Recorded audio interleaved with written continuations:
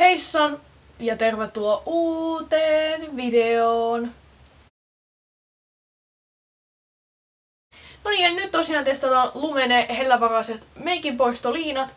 Ja eiköhän sitten lähdetä testailemaan. Ja näiden pitää olla hajustamattomia ja kaikkea.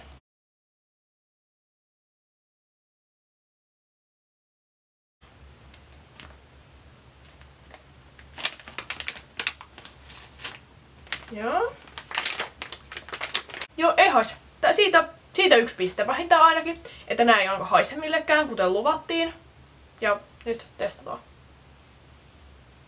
Nyt mä tarvii peiliä.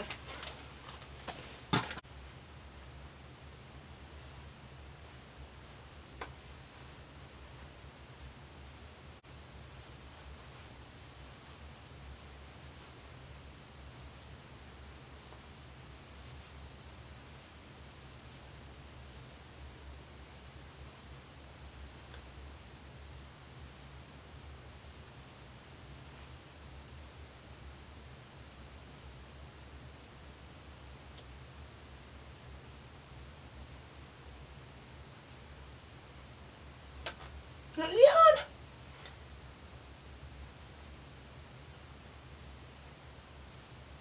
Ei niinku jäänyt mitään kasvoille mitään inhottavaa tunteita. Ei jäänyt mitään kihelmöintiä eikä mitään sellaista. Ihan jees lopputulos. Mutta mä niinku ehkä itse kuitenkin sanoisin, että niinku, et ei ollut ehkä se ihan se paras tuote, mitä mä kuitenkin oon niinku meikinpoistoliinoista testannut. Että semmoset normaalin on ihan niinku mun mielestä ollut ehkä jopa parempia. Että mun mielestä ihan ok, ihan hyvä, kelpo vaihtoehto, jos ei oo muuta, mutta ei ehkä se ykkösvalinta.